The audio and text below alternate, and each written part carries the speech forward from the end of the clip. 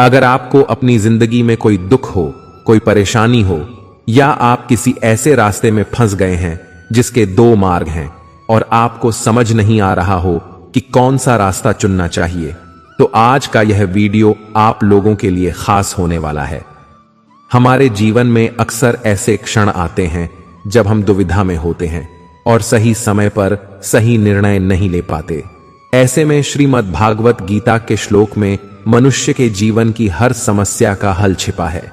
भागवत गीता का उपदेश सुनते ही आपकी सारी परेशानियां एकदम से हल हो जाएंगी और आप बहुत शांत महसूस करेंगे। कहते हैं गीता को पढ़ लेने से या सुन लेने से आपके सारे जन्मों के पाप इसी जन्म में खत्म हो जाते हैं। भगवान श्री कृष्ण ने स्वयं अर्जुन को उपदेश दिया था जो भागवत गीता के रूप में प्रसिद्ध है। भले ही यह ग्रंथ पुराना है, लेकिन आज के दौर में भी यह आपकी सारी परेशानियों का हल आपको दे सकता है। भागवत गीता आपको एक जीने का ऐसा ढंग सिखाती है जो भरोसे और त्याग पर निर्भर करता है। जब तक आपको किसी चीज पर भरोसा नहीं है, आप उसे हासिल नहीं कर सकते, और जब तक आप त्याग नहीं करेंगे, आपको कुछ हासिल नहीं होगा। भरोसे और त्याग से ही सब कुछ हासिल किया जा सकता है। दोस्तों, आज के इस वीडियो में हम आपको भागवत गीता के 20 ऐसे उपदेशों के बारे में बताएंगे जो सरल भाषा में दिए गए हैं। इन्हें आप ध्यान से जरूर सुनिएगा और अपने दोस्तों के साथ जरूर शेयर कीजिएगा। भागवत गीता का पहला उपदेश है देखने का नजरिया। भगवान श्री कृष्ण कहते हैं, हालात को देखने का नजरिया तय करता है कि हमारा भविष्य कैसा होगा। जो लोग नकारात्मक सोचते हैं, उनके जीवन में कई तरह की परेशानियां बढ़ने लगती हैं। जिस तरह हम लोगों की सोच एक जैसी नहीं हो सकती, उसी तरह चीजों को देखने और उन्हें समझने का हमारा नजरिया भी एक जैसा नहीं हो सकता। कोई इंसान ऐसा होता है जो हमेशा अच्छी चीजें सोचता है, तो कोई ऐसा होता है जिसके दिमाग में हमेशा बुरे विचार ही आते हैं। उसी तरह कोई व्यक्ति ऐसा होता है जिसमें कुछ न कुछ अच्छाई जरूर होती है, लेकिन कोई ऐसा भी होता है जो हर चीज में कमियां ही निकालता है।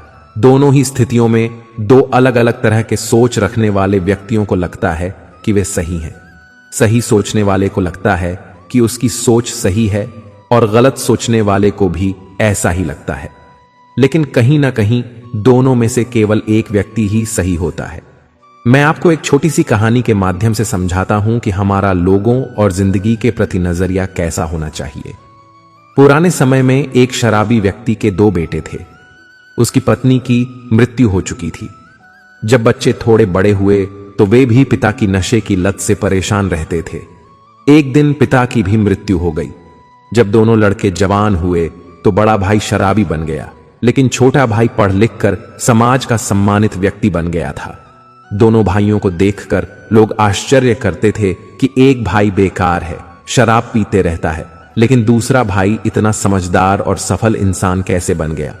एक दिन कुछ लोगों ने बड़े भाई से पूछा, तुम दिन भर शराब पीते हो, लोगों से बिना वजह झगड़ा करते हो, इसकी वजह क्या है? तुम ऐसे किस वजह से बन गए? शराबी व्यक्ति ने उत्तर दिया, आज मैं जो कुछ भी हूं उसके जिम्मेदार मेरे पिता हैं। वह हमेशा शराब पीते थे, घर में झगड़े करते थे। उन्हें देखकर मैं भी उनके जैसा ही हो गया। फिर वो लोग छोटे भाई के पास पहुंचे।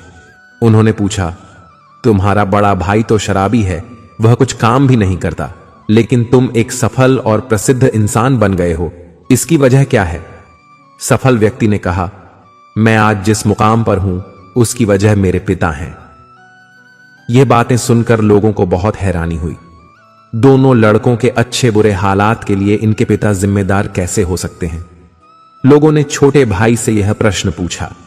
उस व्यक्ति ने बताया, मेरे बड़े भाई ने पिता की बुरी आदतों को अपना लिया, लेकिन मैंने शुरू से ही सोच लिया था कि मुझे पिता की तरह शराबी नहीं बनना है। मैं ऐसा काम नहीं करूंगा जिससे दूसरों को तकलीफ हो, इसलिए मैंने खूब पढ़ाई की और आज मैं एक सफल व्यक्ति हूं। दोस्तों, हमें परिस्थितियों को सकारात्मक सोच के साथ देखना चाहिए। अगर हम अच्छा सोचेंगे तो अच्छा ही होगा।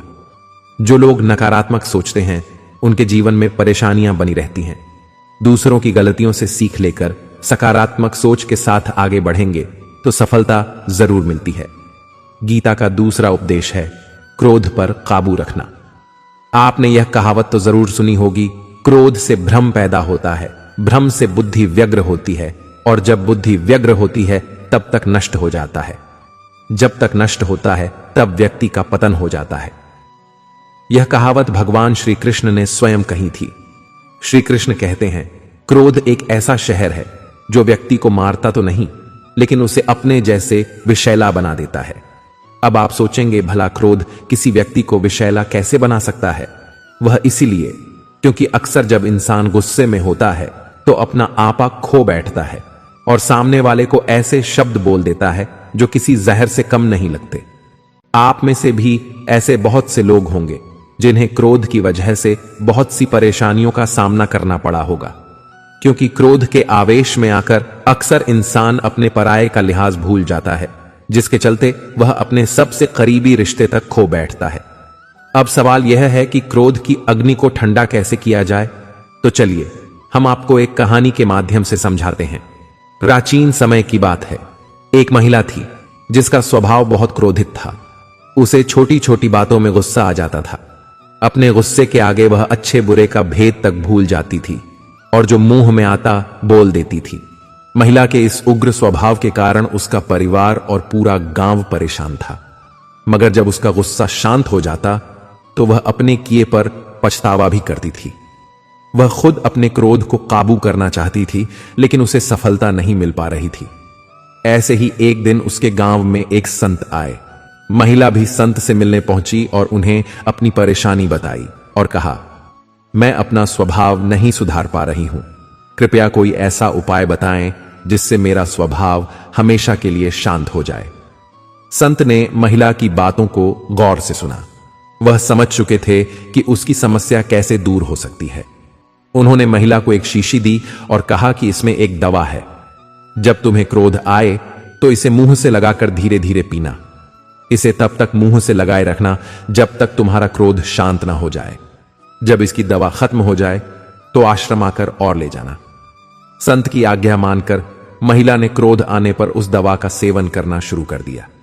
एक सप्ताह में ही उसका क्रोध कम होने लगा।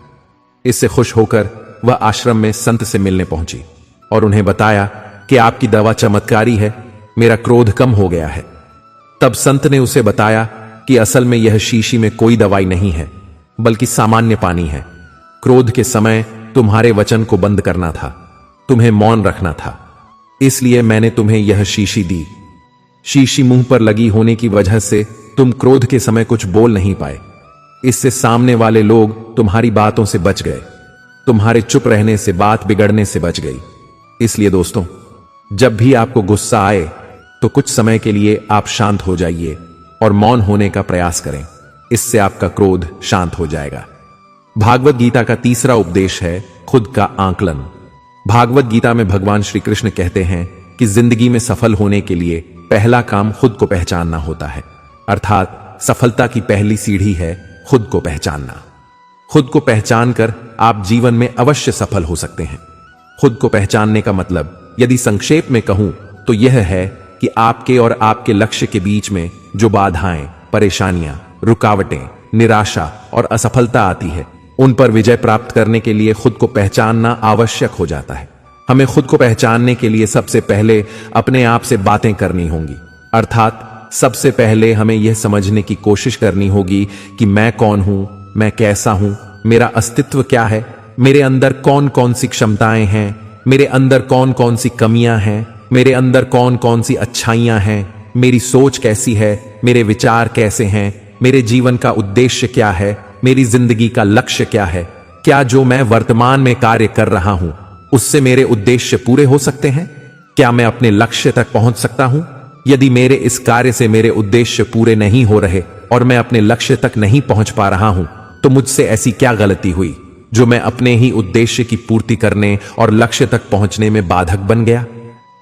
खुद को पहचान पाने में असफल होने के कारण दुनिया में ज्यादातर इंसान खुद को जानने के बजाय लोग दूसरों को जानने के पीछे लगे रहते हैं।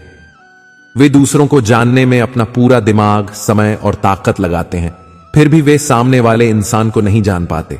यदि इंसान दूसरे को जानने के बजाय खुद को जानने में अपना पूरा दिमाग, समय और ताकत लगा दे तो वह कुछ ऐसा कर सकता है कि दुनिया उसके कदमों में होगी। उसे खुद भी पता नहीं चलेगा कि उसने ऐसा क्या कारनामा कर दिया। इसलिए उठो, जागो और अपने आप को पहचानो।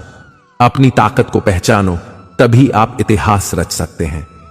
भागवत गीता का चौथा उपदेश है मन पर नियंत्रण। भगवान श्री कृष्ण के इस उपदेश में मन को नियंत्रित करने के बारे में बताया गया है, क्योंकि मन चंचल है, किंतु यह हमारे अधीन है और हमारी अनोखी शक्ति है, जिसके सही उपयोग से हम किसी भी बाधा को पार कर सकते हैं। आपका दिमाग आपके जीवन में अच्छाई के निर्माण के लिए सबसे महत्वपूर्ण है, लेकिन अगर इसका सही उपयोग नहीं किया जाए तो यह आपके जीवन का सबसे विनाशकारी बल भी हो सकता है। आपका मन विशेष रूप से आपके विचार आपके जीवन को प्रभावित करते हैं, और इसलिए जीवन को सही तरह से जीने के लिए हमारा मन पर पूरा प्रभाव होना चाहिए और इसे हमारे अनुकूल ही कार्य करना चाहिए। भागवत गीता में भगवान श्री कृष्ण कहते हैं, मन का बेचैन होना उसका स्वभाव है। हमारे मन को लगता है कि अगर वह अलग अलग बातों के बारे में सोचता रहेगा तो हमें आने वाली हर मुश्किल और मुसीबत से बचा लेगा, पर ऐसा होता नहीं है। हम अपने जीवन का काफी अधिक समय सोच विचार करके परेशान होने में निकाल देते हैं। क्या आप कौवे को कह सकते हैं कि कांव कांव की आवाज न करें? या फिर क्या आप किसी मेंढक को कह सकते हैं कि वह पानी देखते ही छलांग न लगाए? हमारे मन का भी कुछ ऐसा ही हाल है। जीवन में कुछ भी हो, अच्छा या बुरा, हमारा मन उस पर कोको करने लगता है। कोको से मेरा मतलब है चिंता करना, व्याकुल होना। कोई बुरी बात होती भी नहीं है, लेकिन मन परेशानी की ऊंची ऊंची लपटें लेने लगता है। कभी कभी तो मुझे ऐसा लगता है कि हम में से कई लोग सिर्फ परेशान होने के लिए ही जीते हैं। सारी परेशानी, पीड़ा और दुविधा अक्सर हमारे मन की बनाई हुई कहानियां होती हैं। इस बात को ध्यान रखें कि आपकी परेशानी सिर्फ आपके मन की एक स्थिति है। इससे छुटकारा पाने के लिए मन को शांत रखते हुए सही उपायों पर काम करना भी आपको ही करना होगा। अगर आप चाहते हैं कि आपका मन शांत हो तो इसे मैं एक कहानी के माध्यम से समझाता हूं। एक सेठ के पास बहुत धन संपत्ति थी, किंतु फिर भी उसके मन को शांति नहीं थी। एक दिन किसी व्यक्ति ने बताया कि किसी नगर में एक साधु रहते हैं। वह लोगों को ऐसी सिद्धि देते हैं जिससे मनचाही वस्तु प्राप्त हो जाती है। सेठ उस साधु के पास जाकर बोला, महाराज, मेरे पास बहुत पैसा है, लेकिन मन की शांति नहीं है। साधु ने कहा, बेटा, जैसा मैं करूं उसे चुपचाप देखते रहना, इससे तुम्हारे मन में शांति करने की युक्ति मिल जाएगी। अगले दिन साधु ने सेठ को कड़ी धूप में बिठाए रखा और स्वयं कुटिया में चले गए। सेठ गर्मी से बेहाल हो गया, मगर चुप रहा। दूसरे दिन साधु ने उसे कुछ भी खाने पीने को नहीं दिया और स्वयं तरह तरह के पकवान खाता रहा। सेठ इस दिन भी चुप रहा। तीसरे दिन जब सेठ गुस्से में वहां से जाने लगा तो साधु बोले, हां, क्यों, क्या हुआ? इस बात पर सेठ बोला, महाराज, मैं यहां बड़ी आशा लेकर आया था, किंतु मुझे यहां निराशा ही मिली। इस बात के उत्तर में साधु ने कहा, मैंने तो तुम्हें शांति की युक्ति बता दी। पहले दिन जब मैंने तुम्हें धूप में बैठने के लिए कहा और मैं स्वयं कुटिया में बैठा, तो मैंने तुम्हें बताया कि मेरी छाया तुम्हारे काम नहीं आएगी। मैंने तुम्हें भूखा रखा और खुद भर पेट खाया। इससे मैंने तुम्हें समझाया कि मेरी साधना से तुम्हें सिद्धि नहीं मिलेगी। उसी तरह शांति भी तुम्हें अपनी मेहनत और पुरुषार्थ से ही मिलेगी। मैं तुम्हारे मन को शांत नहीं कर सकता, इसके लिए तुम्हें खुद ही मन की शांति प्रदान करने वाले काम करने होंगे। यह सुनकर सेठ की आंखें खुल गईं और वह साधु से आशीर्वाद लेकर अपने घर चला गया। दोस्तों, मन को शांत करने के लिए आपको क्रोध और बुरी बातों से बचना होगा। जब तक मन में क्रोध और बुरी बातें चलती रहेंगी, तब तक उसमें प्रेम और शांति प्रवेश नहीं कर सकती। भागवत गीता का 5वां उपदेश है, कर्म करो, फल की चिंता मत करो। श्री कृष्ण ने भागवत गीता में कर्म और फल के बीच एक संबंध बताते हुए कहा है कि हमें कर्म करना चाहिए, लेकिन फल की चिंता नहीं करनी चाहिए। यह इसलिए है क्योंकि हम अपने कर्म फल के बारे में पूर्वानुमान लगा सकते हैं, लेकिन फल निश्चित नहीं होता है। इसीलिए फल की चिंता करना निरर्थक है और इससे हमें अत्यधिक चिंता और तनाव का सामना करना पड़ता है। श्री कृष्ण आगे कहते हैं कि कर्म करना हमारा कर्तव्य है, लेकिन हमें कर्म फल के बंधन से मुक्त होकर कर्म करना चाहिए। कर्म फल की चिंता से हम अपने कर्तव्य को सही ढंग से नहीं निभा पाते और फल की अपेक्षा करते हुए अपने कर्तव्य को भूल जाते हैं। श्री कृष्ण कहते हैं, जब हम अपने कर्म करते हैं तो हमें अपने कर्तव्य के प्रति उत्साह और संकल्प रखना चाहिए, जो एक सफल जीवन के लिए आवश्यक है। अब मैं आपको एक कहानी के माध्यम से इसे स्पष्ट करता हूं। एक राजा था जो अपनी प्रजा का बहुत ख्याल रखता था। वह नियमित रूप से अपनी प्रजा के बीच जाता और उनकी समस्याओं को सुनता था और उन्हें हल करने की कोशिश करता था। उसकी कर्तव्य निष्ठा के चर्चे दूर दूर तक फैले हुए थे। एक बार राजा अपने राज्य में भ्रमण के लिए निकले हुए थे, तब उनके कुर्ते का एक बटन टूट गया। यह देखकर राजा ने अपने मंत्री को तुरंत बुलाया और उसे आदेश दिया कि गांव से एक अच्छे दर्जी को बुलाकर उसका बटन सिलवा दें। यह सुनकर मंत्री ने गांव में दर्जी की खोज शुरू कर दी और संयोगवश उसे एक दर्जी मिल गया। वह दर्जी अपनी छोटी सी दुकान में काम करता था। मंत्री उसे जल्दी से राजा के पास ले गया। राजा ने दर्जी से पूछा, क्या तुम मेरे कुर्ते का बटन सिल सकते हो? दर्जी बोला, यह तो बहुत ही आसान काम है। दर्जी ने अपने थैले से धागा निकाला और कुर्ते का बटन लगा दिया। राजा यह देखकर बहुत खुश हुआ और दर्जी से पूछा, तुम्हें कितने पैसे दूं? दर्जी ने कहा, इतने छोटे काम के लिए मैं पैसे नहीं ले सकता। राजा ने कहा, नहीं, मैं इसकी कीमत जरूर दूंगा। दर्जी ने सोचा कि उसने तो केवल धागा ही लगाया है, तो वह 2 रुपये मांग लेता हूं। लेकिन फिर दर्जी ने सोचा, कहीं राजा यह न सोचे कि मैं इतने से काम के 2 रुपये ले रहा हूं तो गांव वालों से कितना पैसा लेता होऊंगा। यह सब सोचकर दर्जी ने कहा, जो आपकी इच्छा हो वह दे दीजिए। यह सुनकर राजा ने अपनी हैसियत के अनुसार दर्जी को 2 गांव देने का फैसला किया। राजा ने कहा, कहीं समाज में उसका रुतबा छोटा ना हो जाए, इसलिए वह दर्जी को इतना बड़ा इनाम दे रहा है। दर्जी मन ही मन सोचने लगा कि कहां वह 2 रुपये मांग रहा था और अब वह 2 गांवों का मालिक बन गया। दोस्तों, हम सभी अपनी क्षमता के अनुसार सोचते हैं, लेकिन भगवान हमें अपने हिसाब से सब कुछ देते हैं। हम छोटा मांगते हैं, कई बार भगवान हमें उनके देने की क्षमता के अनुसार कुछ बड़ा दे देते हैं।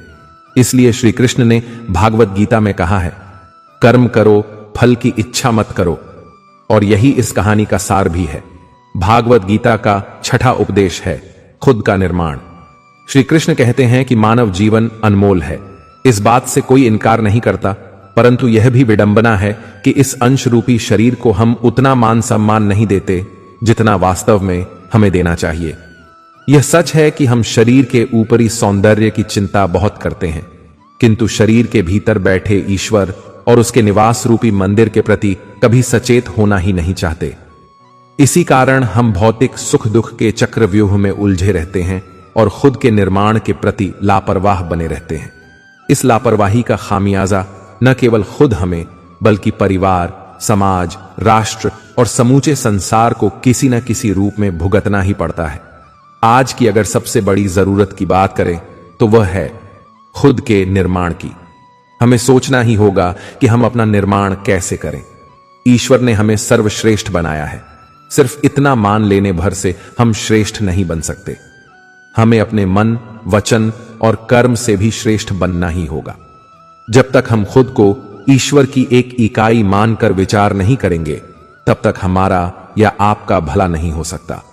हमें अपने शरीर रूपी मंदिर और उसके भीतर बैठे जीव तत्वों को महत्व देना होगा। उसकी स्वच्छता और उसके प्रति समर्पण भाव का अनुकरण बनाए रखना होगा। हम जितनी चिंता बाहरी निर्माण की करते हैं, उससे कहीं अधिक चिंता स्वयं के निर्माण की भी करनी होगी। इसके लिए हमें सिर्फ अच्छाइयों और सकारात्मक बिंदुओं पर ही ध्यान केंद्रित करना होगा। हमें अपने और दूसरों के अच्छे गुणों पर ध्यान देना होगा। हम सभी सर्वशक्तिमान परमात्मा की संतान हैं। शक्तिशाली परमात्मा के सारे गुण हमारे अंदर विद्यमान हैं।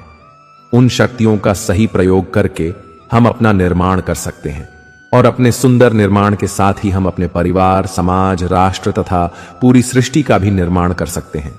आइए आज हम अपने जीवन के स्वर निर्माण की पहली सुबह मानकर जुट जाएं और सबसे पहले खुद के निर्माण के लिए प्रयास करें।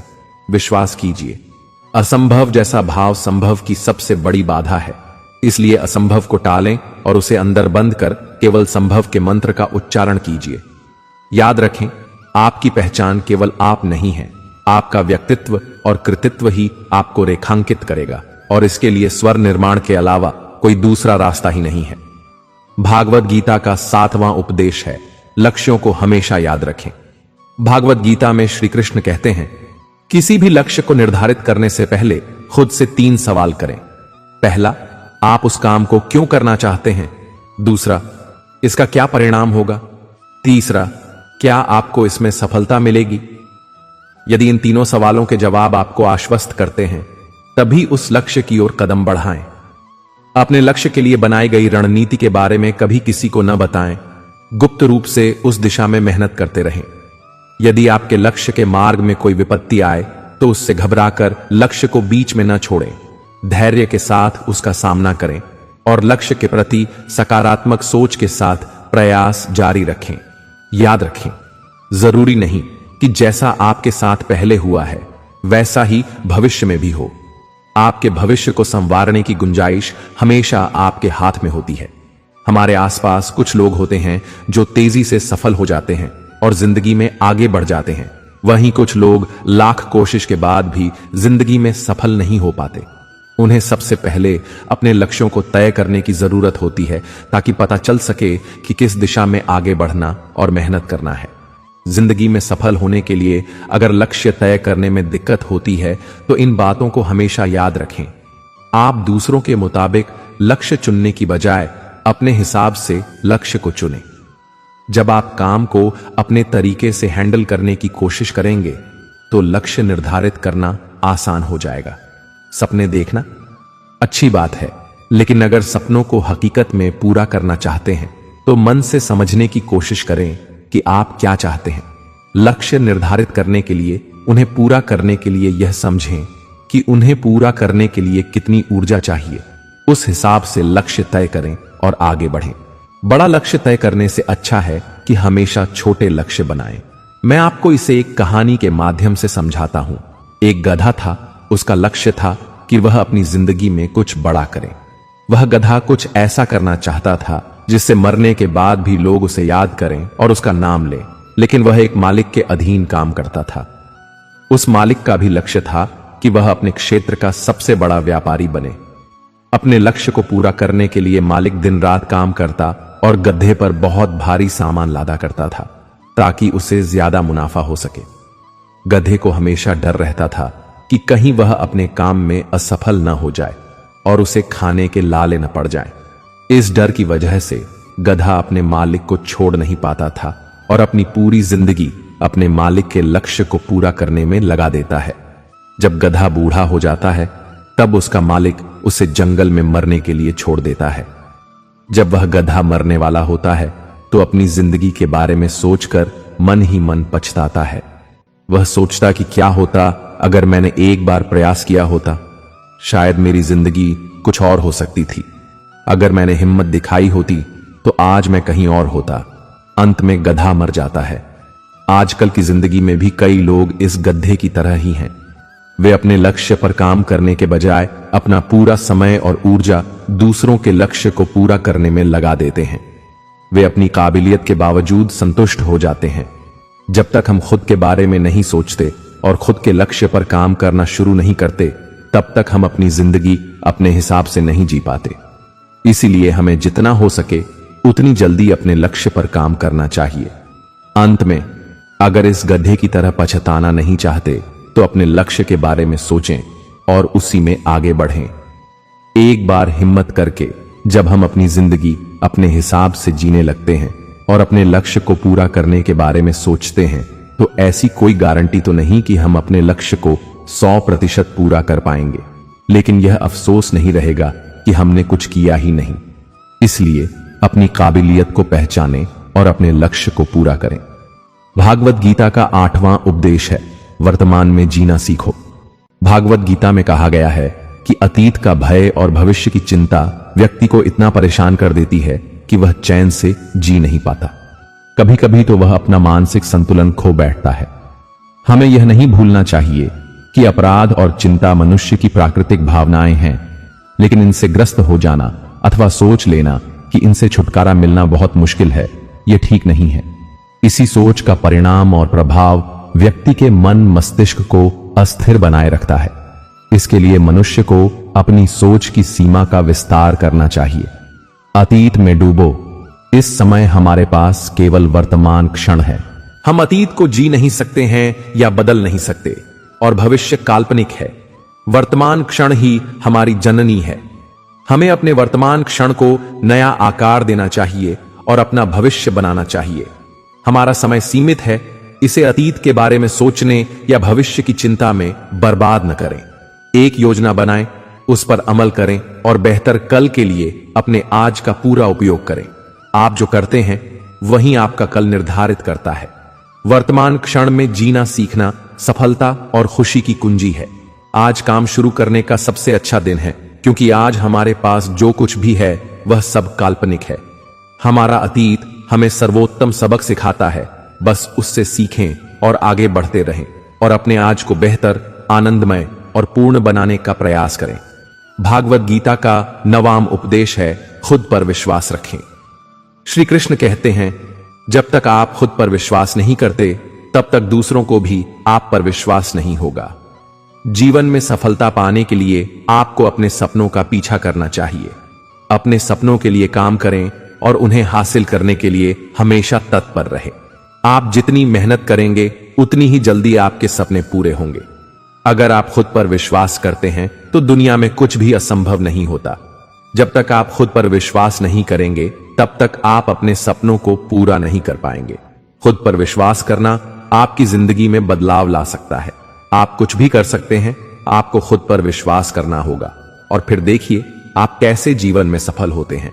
अगर किसी को खुद पर भरोसा हो तो कोई भी कठिन काम आसानी से पूरा किया जा सकता है।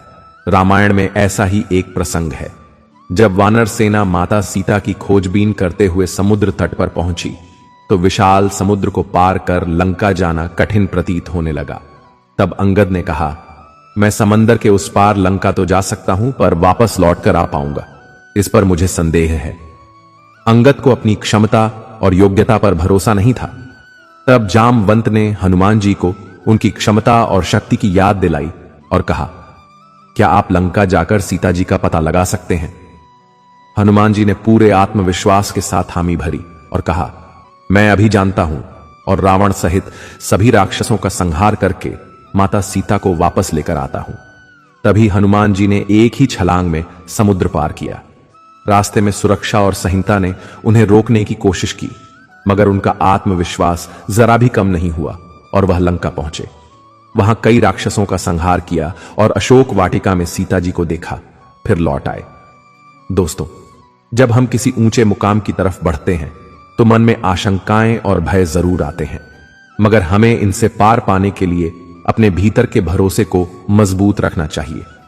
उत्साह के साथ लक्ष्य की ओर बढ़ने से हमारा आत्मविश्वास भी मजबूत होता है।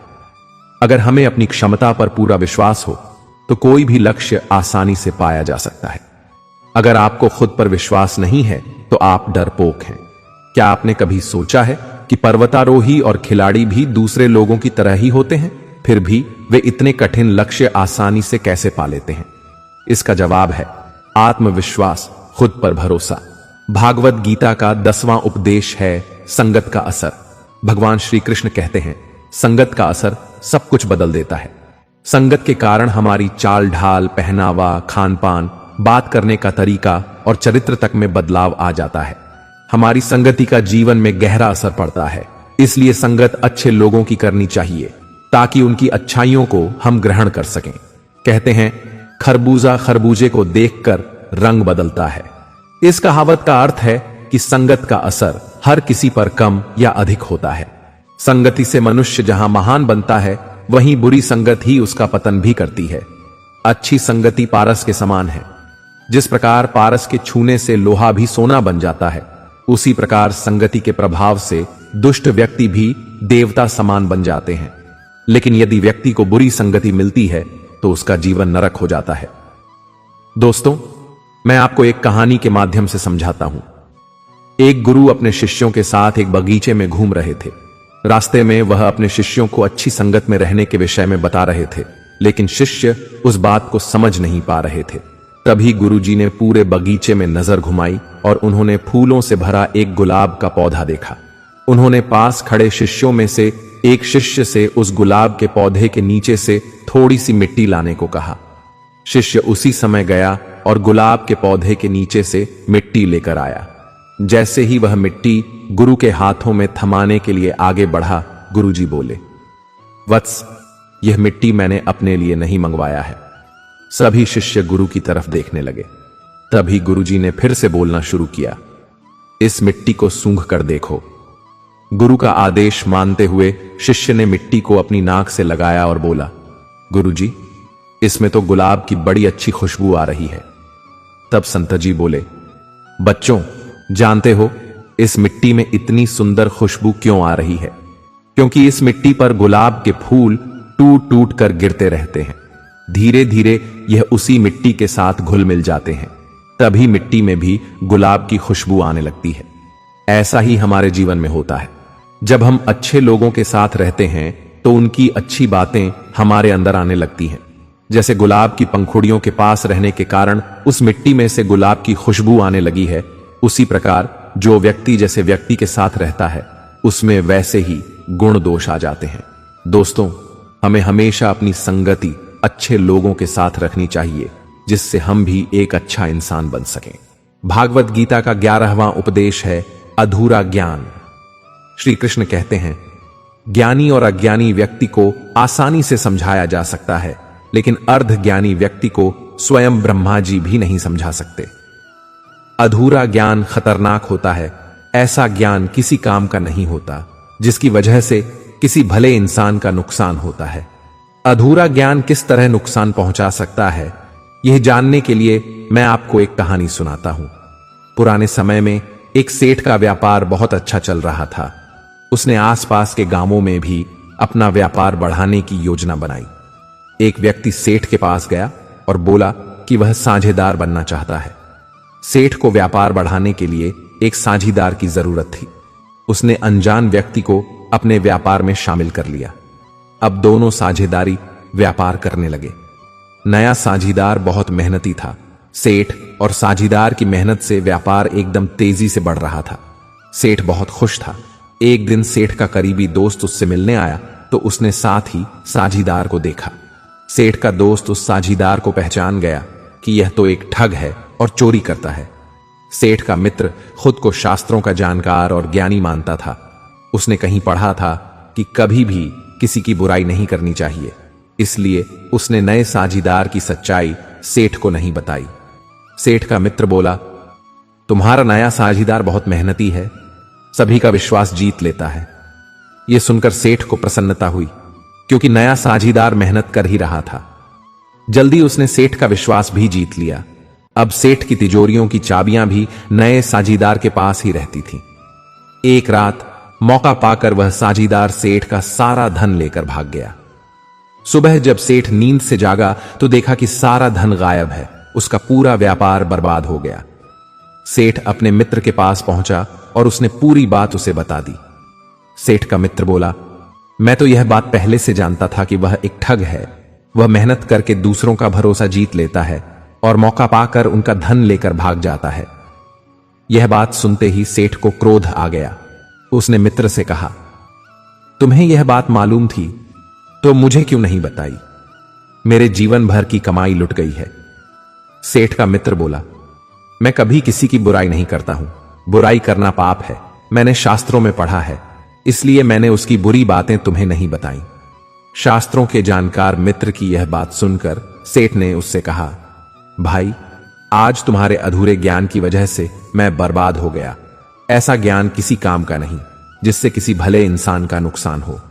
दोस्तों, आपको यह पता चल ही गया होगा कि अधूरा ज्ञान बहुत ही खतरनाक होता है, इसलिए कोई भी ज्ञान पूरा अवश्य ग्रहण करें। भागवत गीता का 12वां उपदेश है दोस्त और दुश्मन की पहचान करना। दोस्तों, भागवत गीता में कहा गया है कि अगर हम जिंदगी में सफलता पाना चाहते हैं तो हमें ऐसे दोस्तों की जरूरत होती है जो हमें आगे बढ़ने की प्रेरणा दें। लेकिन अगर हम बहुत ज्यादा सफल होना चाहते हैं तो हमें दुश्मनों की जरूरत होती है। इसे ऐसे समझ सकते हैं, जब कोई आपका बुरा करने का प्रयास करे या आपको नीचा दिखाए तो आप अपनी प्रतिभा और खुद को सही साबित करने के लिए ज्यादा मेहनत करते हैं। जब तक आप अपने दुश्मन की कमजोरी नहीं जान जाते, तब तक उसे दोस्ती रखने में ही भलाई है। इस दौरान आपको उसकी कमियां पता चल जाएंगी।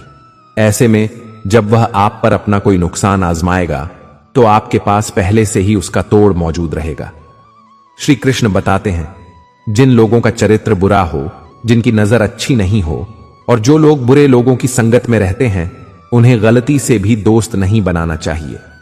दोस्त और दुश्मन की पहचान को लेकर एक बात कही गई है कि जिस प्रकार चंदन का पेड़ अपनी मादक सुगंध और शीतल प्रकृति के लिए विख्यात है, लेकिन इस गुण की वजह से ही उस पर दुनिया के सबसे ज्यादा विषैले सांप लिपटे रहते हैं, इसी प्रकार यह जरूरी नहीं कि जो व्यक्ति आपके सामने अच्छा व्यवहार कर रहा है वह वास्तव में आपका दोस्त या हितैषी हो।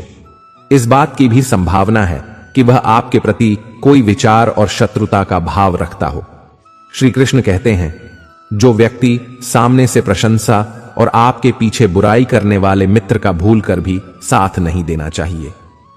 ऐसे मित्र सामने से मधुर व्यवहार करते हैं और आपको खुश करने की कोशिश करते हैं, लेकिन जैसे ही इन्हें मौका मिलता है वैसे में ये मित्र आपको नुकसान पहुंचाते हैं। ऐसे मित्र दुश्मन से भी ज्यादा खतरनाक होते हैं। एक दिन दो दोस्त राहुल और केशव बातें करते हुए जा रहे थे। हालांकि वह दोनों पक्के दोस्त थे, पर अचानक किसी बहस में पड़ गए। राहुल ने केशव को थप्पड़ मार दिया था, पर लगने के बाद केशव ने कुछ नहीं कहा, बस नीचे पड़ी रेत पर लिख दिया, मुझे चोट लगी है क्योंकि आज मेरे दोस्त ने मुझे थप्पड़ मारा है। 2 दिनों बाद दोनों दोस्त फिर मिले। इस बार उन्होंने नदी में नहाने जाने का प्रोग्राम बनाया। अगली सुबह दोनों नदी में नहाने पहुंचे। जब वे नहा रहे थे तो केशव का पैर फिसला और वह डूबने लगा। जब राहुल ने उसे डूबता देखा तो झट से उसे बचाने के प्रयास में लग गया और उसे बचा लिया। बचाए जाने के बाद केशव ने पत्र पर लिखना शुरू किया, आज मुझे मेरे सबसे अच्छे दोस्त ने बचाया।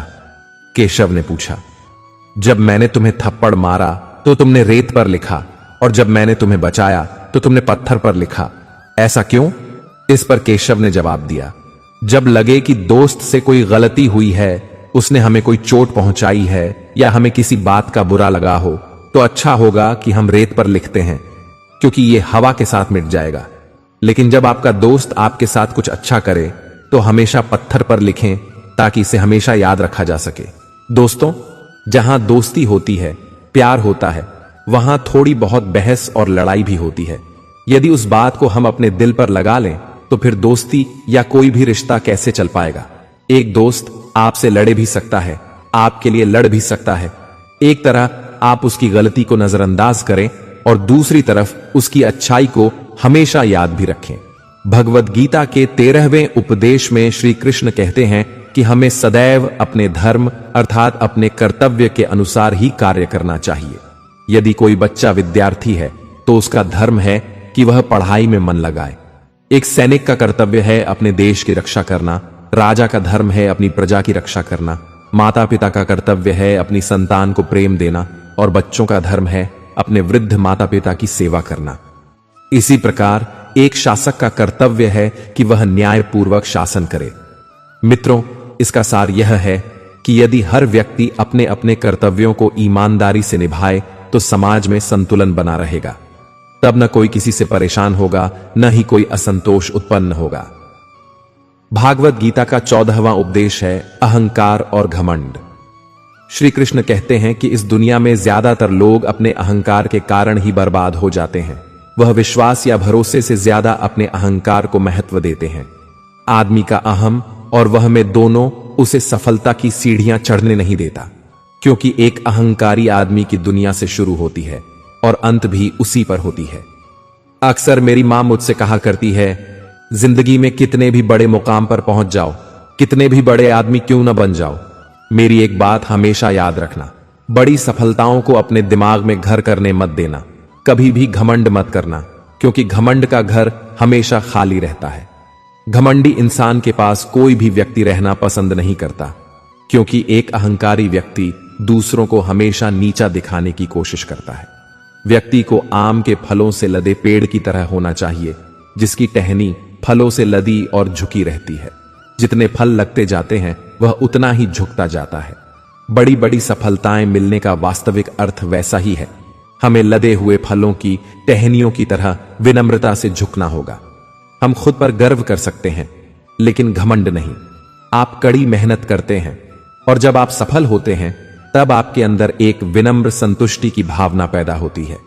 इसे ही गौरव कहा जाता है। लेकिन जब आपकी सफलता आपके दिमाग पर चढ़ जाती है तब यह अहंकार का रूप ले लेती है। हम में से ज्यादातर लोगों को लगता है कि वह सब कुछ जानते हैं, उन्हें किसी से सीखने की जरूरत नहीं है। हां, यह हो सकता है कि आप बहुत कुछ जानते हो, लेकिन जिस दिन आप कहते हैं कि आप सब कुछ जानते हैं, उस दिन आप खुद को एक अहंकारी व्यक्ति कह सकते हैं। आप बहुत कुछ जानते हैं, लेकिन सब कुछ नहीं। अहंकारी व्यक्ति अपनी जिंदगी में ज्यादा लंबा सफर तय नहीं कर सकता, क्योंकि उसका नजरिया में सब कुछ जानता हूं वाला होता है। अहंकार को अपने दिमाग में घर करने मत दीजिए, नहीं तो आपने जितनी जल्दी सफलता की सीढ़ियां चढ़ी हैं, आपको वहीं से नीचे उतरने में देर नहीं लगेगी। भागवत गीता का 15वां उपदेश है बदलाव। श्री कृष्ण कहते हैं कि बदलाव ही जीवन का नाम है। किसी भी इंसान को कभी बदलाव से नहीं डरना चाहिए, क्योंकि बदलाव हमेशा एक परिवर्तन लेकर आते हैं और यह परिवर्तन हमेशा अच्छे के लिए ही होता है।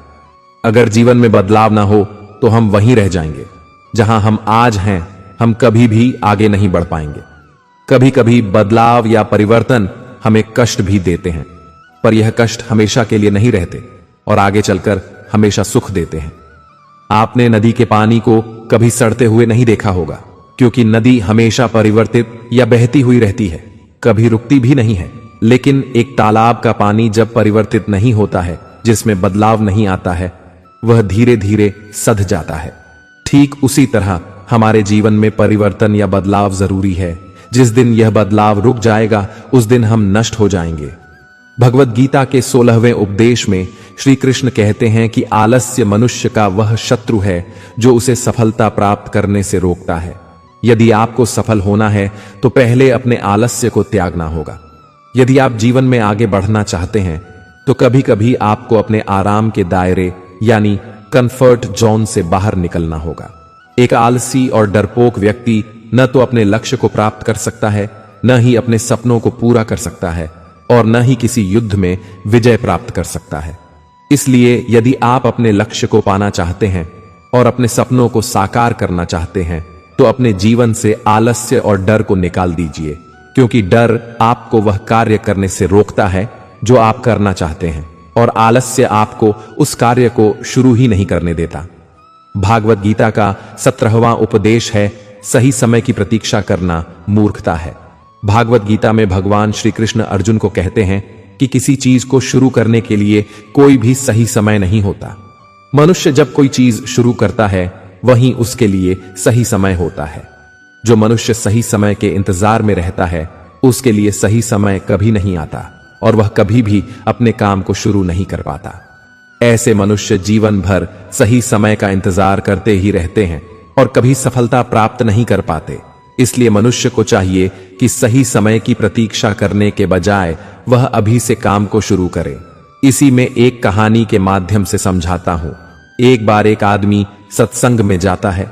वहां पर वह एक महात्मा जी को यह कहते हुए सुनता है, समय बहुत मूल्यवान होता है, समय की मनचाही कीमत प्राप्त की जा सकती है। वह आदमी महात्मा जी का यह कथन सुनकर बहुत खुशी खुशी लोगों से जाकर कहता है, भाई मेरा समय बहुत कीमती है, लेकिन अगर आप चाहें तो रोज 200 के हिसाब से मेरा समय ले सकते हैं। तो लोग उस आदमी से कहते हैं, अगर हम तुम्हारा समय खरीदेंगे तो उसमें क्या क्या करोगे? वह आदमी कहता है, अरे भाई मैं तो अपना समय बेच रहा हूं, जो तुम्हारी मर्जी हो उस तरह उसका उपयोग करना। ऐसा सुनकर लोग उसे पागल कहकर भगा देते हैं। वह आदमी अंत में उसी महान मां के पास आता है और उनसे कहता है, महात्मा जी आपने कहा था कि समय बहुत कीमती है, लेकिन कोई भी मेरे समय का 1 रुपया भी देने को तैयार नहीं है। महात्मा जी उसकी मूर्खता भरी बातें सुनकर हंसते हैं और महात्मा जी कहते हैं, बेटा समय की कीमत तो जरूर मिलती है, लेकिन उसके लिए समय का सही उपयोग और परिश्रम करना पड़ता है। वह आदमी महात्मा जी के कहने का मतलब समझ जाता है और अपने समय का सदुपयोग करने का निश्चय करता है। हमारे जीवन का हर पल कीमती है, लेकिन उसकी कीमत प्राप्त करने के लिए परिश्रम और अच्छे विचारों की आवश्यकता होती है। इसलिए अपने समय का उपयोग अच्छे कार्यों में करें, न कि बुरे कार्य करने में। भागवत गीता का 18वां उपदेश है, एक ही कर्म किसी के लिए पाप बन जाता है और दूसरे के लिए पुण्य बन जाता है। श्री कृष्ण कहते हैं, व्यक्ति जो कर्म कर रहा है वह पाप है या पुण्य, यह कार्य को करते हुए देखकर नहीं कहा जा सकता। व्यक्ति किसी भी कर्म को जिस भावना से करता है, वहीं उस व्यक्ति के कर्म को पाप और पुण्य के रूप में परिभाषित करता है। उदाहरण के लिए, कोई व्यक्ति धन के लालच में किसी की हत्या कर देता है, वहीं दूसरा व्यक्ति किसी की जान बचाने के लिए किसी दुष्ट व्यक्ति की हत्या कर देता है। यहां दोनों व्यक्तियों द्वारा किसी की हत्या की गई है। दोनों का ही कर्म समान है, लेकिन दोनों का कर्म पाप का भागी नहीं है। लूट के उद्देश्य से हत्या करने वाले व्यक्ति का कर्म पाप का भागी होगा, लेकिन किसी की जान बचाने के उद्देश्य से दुष्ट व्यक्ति की गई हत्या पाप की श्रेणी में नहीं आएगी। भागवत गीता का 19वां उपदेश है, भगवानों में कोई छोटा बड़ा नहीं होता। आज संसार के मानव विभिन्न धर्मों में बढ़ चुके हैं और वे धर्म, संप्रदाय और भगवान के नाम पर लड़ते झगड़ते हैं, लेकिन उन्हें नहीं पता कि संसार में ईश्वर के कई रूप हैं और इनमें कोई भी छोटा या बड़ा नहीं है। परमात्मा का हर एक रूप समान है। जिस तरह से हर एक नदी अंत में सागर में जाकर मिलती है, उसी तरह हर एक धर्म परमात्मा रूपी सागर में जमा होती है। इस संसार के निर्माता एक ही परमपिता हैं, इसलिए हर एक इंसान को धर्म जात से परे एक ईश्वर की आराधना करते हुए मिलजुल कर रहना चाहिए। भागवत गीता का 20वां उपदेश है, आत्मा। भगवत गीता में श्री कृष्ण युद्ध के मैदान में कहते हैं, मनुष्य का शरीर विनाशी है, उसका कोई अस्तित्व नहीं है, लेकिन मनुष्य का आत्मा अविनाशी है। आत्मा कभी नहीं मरता, यह सदा अमर रहती है। आत्मा को न तो कोई शस्त्र मार सकता है, न कोई अस्त्र मार सकता है। मनुष्य का शरीर मृत्यु के बाद 5 तत्वों में विलीन हो जाता है, लेकिन आत्मा दोबारा नए शरीर में जन्म लेती है। वह व्यक्ति कभी किसी के मरने का शोक नहीं मनाता, क्योंकि उसे पता है केवल शरीर मारा है, आत्मा तो जिंदा है। शरीर का नाश होने के बाद आत्मा दोबारा किसी अन्य शरीर का रूप लेगी। इस सृष्टि में जो भी जन्म लेता है वह निश्चित रूप से मरता है। यह सनातन सत्य है जिसे कोई टाल नहीं सकता। मनुष्य, पशु पंछी, जीव, पेड़ पौधे, हर सांस लेने वाले प्राणी जन्म के साथ अपनी मृत्यु की भी तारीख लिखवा कर आते हैं। इस सत्य से परिचित होने के बावजूद जीवन पर्यंत सब कुछ पाने की लालसा करता है और चीजों को पाने के लिए मनुष्य जीवन भर संघर्ष करता है, जिसे पाने के लिए अपनों से लड़ जाने को तैयार रहता है, जिसे पाने के लिए सब कुछ कर जाता है। इनमें से कोई भी चीज मृत्यु के दौरान उसके साथ नहीं जाती है। हर मनुष्य को जीवन के सत्य को अपनाकर संतुष्ट रहना चाहिए। श्रीमद् भगवत गीता की 21वीं शिक्षा यह है कि सच्चा इंसान झूठे इंसान से तब तक नहीं जीत सकता जब तक वह झूठ, अन्याय और गलत के खिलाफ खुद लड़ने के लिए खड़ा नहीं होता। कई लोग कहते हैं कि आज के जमाने में झूठा जीत जाता है और सच्चा हार जाता है, लेकिन यह सच नहीं है। झूठा इसीलिए जीत जाता है क्योंकि सच्चा इंसान अपने प्रति होने वाले अन्याय के खिलाफ आवाज ही नहीं उठाता। अगर सच्चा इंसान अपनी आवाज नहीं उठाएगा तो लोग झूठे इंसान की आवाज को ही सच समझ लेंगे। पांडव सच्चे थे, हमेशा धर्म पर चलते थे, कभी जिंदगी में कोई अधर्म नहीं किया। फिर भी सबसे ज्यादा दुख उन्हीं को सहना पड़ा। सारा जीवन भर हमेशा बड़ों की आज्ञा मानते रहे, सब जानते हुए कि भी यह गलत है, यह अधर्म है, अन्याय है। फिर भी वह चुपचाप सहते रहे। अगर हमारे बड़े हमसे कह रहे हैं तो हमें मानना ही होगा। बचपन से लेकर उन्हें हमेशा अधर्म और अन्याय का ही सामना करना पड़ा, जबकि उन्होंने कभी कुछ गलत काम नहीं किया, हमेशा सच के रास्ते पर चले। लेकिन फिर भी बदले में उन्हें सिर्फ दुख ही मिला, तकलीफ ही मिली। उसका कारण यह था कि वह अपने प्रति होने वाले अन्याय को, अधर्म को हमेशा चुपचाप सह लेते थे। लेकिन सहते सहते सहते एक दिन जिंदगी में ऐसा आया कि उन्हें उस अधर्म के खिलाफ आखिर में खुद खड़ा होना ही पड़ा। उस अन्याय के खिलाफ लड़ना ही पड़ा, हथियार उठाने ही पड़े। अगर वह उस अन्याय के खिलाफ, अधर्म के खिलाफ लड़ते नहीं तो शायद उन्हें कभी न्याय मिलता ही नहीं। दुर्योधन दुनिया को यह बता देता कि पांडव ही अधर्मी थे और वही सच्चा धर्मात्मा है। जो लोग यह कहते हैं कि सच्चाई का जमाना नहीं है, अच्छाई का जमाना नहीं है, वास्तविकता में उन्हें यह समझ नहीं आता कि चुप रहने का जमाना नहीं है, सहने का जमाना नहीं है। आप सच्चे बनो, बहुत अच्छी बात है। आप अच्छे बनो, बहुत अच्छी बात है। लेकिन भोंदू मत बनो। जब लोग किसी के गलत व्यवहार का खुद जवाब नहीं दे पाते, फिर वह कहते हैं भगवान इन्हें खुद देख लेगा। अरे, भगवान ने आपको भी तो बुद्धि दी है, आपको भी तो वाणी दी है। अगर भगवान को ही सब देखना है तो फिर आपका क्या काम है? भगवत गीता के पहले अध्याय का नाम है अर्जुन विषाद योग, जो अर्जुन के दुख से जुड़ा है।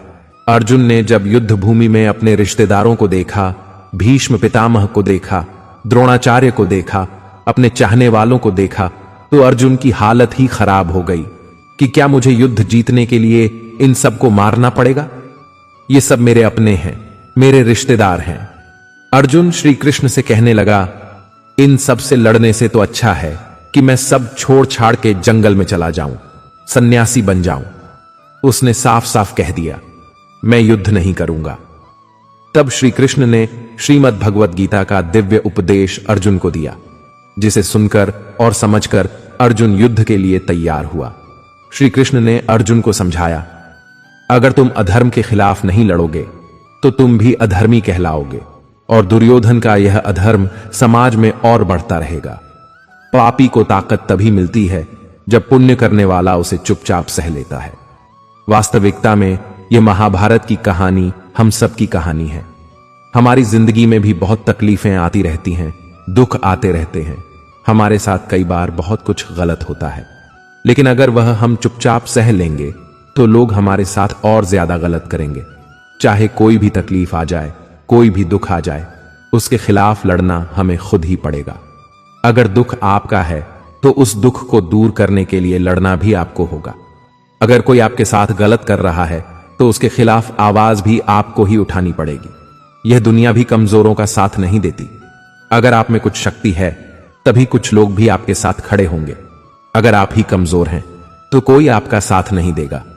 तो श्रीमद् भगवत गीता की इस शिक्षा को जिंदगी में गांठ बांध कर रख लो कि अगर कोई हमारे साथ गलत करता है, उसे सहना नहीं है बल्कि उसका सामना करना है। अगर कोई दुख आया है तो उससे डरना नहीं है बल्कि उसका सामना करके हमें जिंदगी में आगे बढ़ना है। श्रीमद् भगवत गीता की 22वीं शिक्षा यह है कि आप जिसमें जितना ज्यादा अपनापन और मोह रखोगे, वही इंसान आपको सबसे ज्यादा रुलाएगा। वास्तविकता में जो श्री कृष्ण ने गीता का ज्ञान आरंभ किया, उसका असली कारण था अर्जुन का मोह।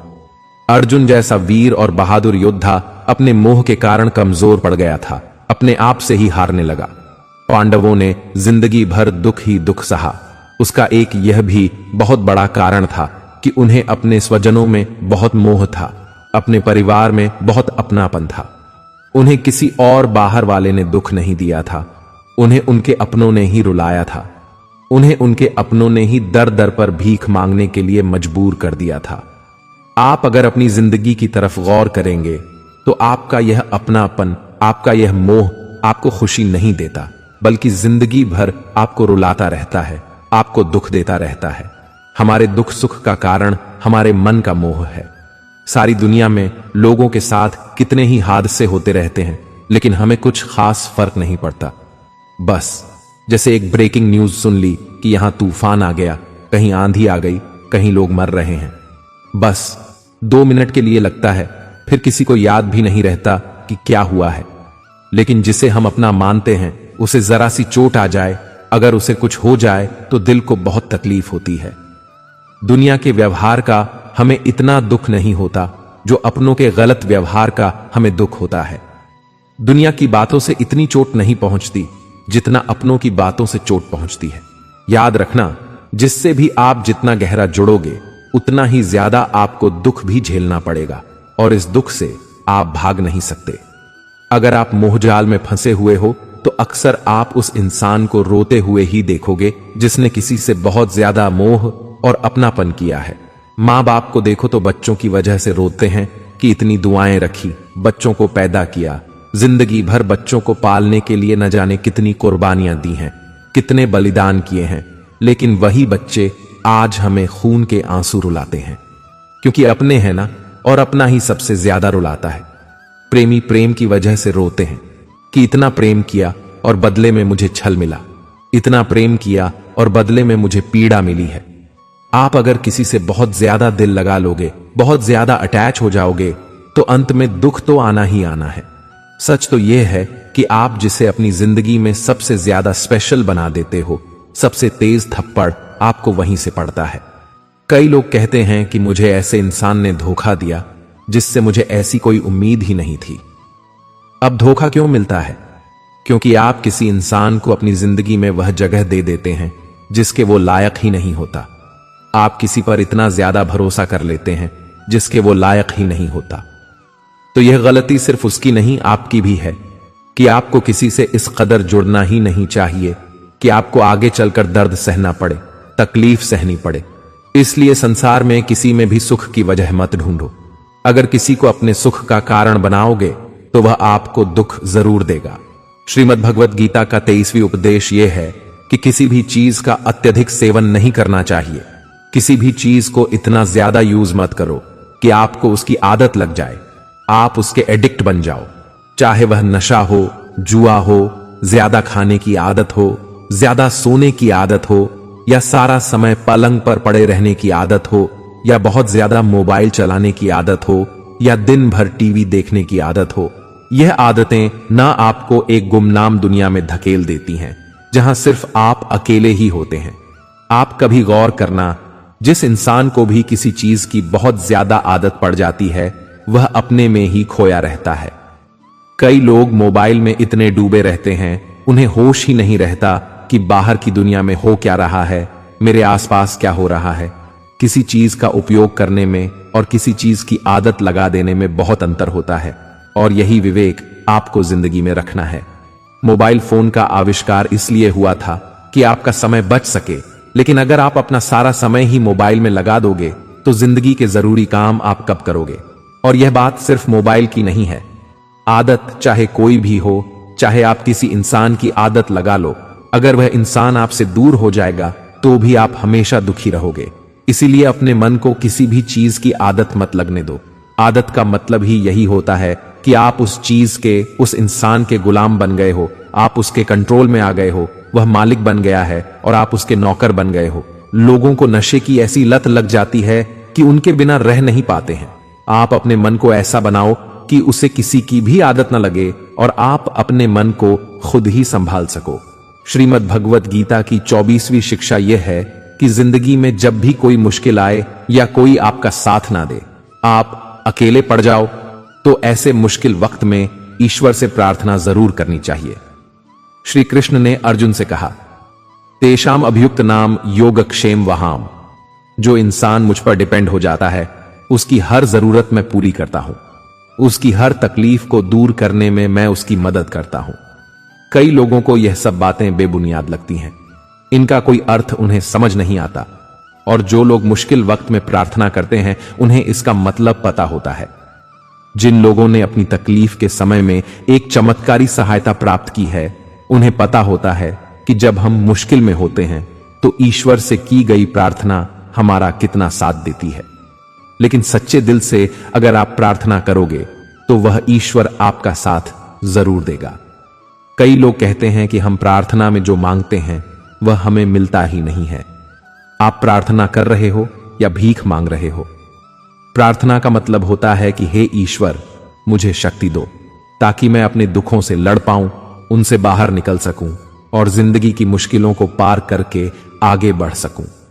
प्रार्थना का सीधा सा मतलब यही है, आपको आपके दुखों से पार निकलने का मार्ग दिखाते हैं और दुखों से पार निकलने की शक्ति देते हैं, और कई बार तो न जाने किस रूप में आकर आपकी सहायता भी कर देते हैं।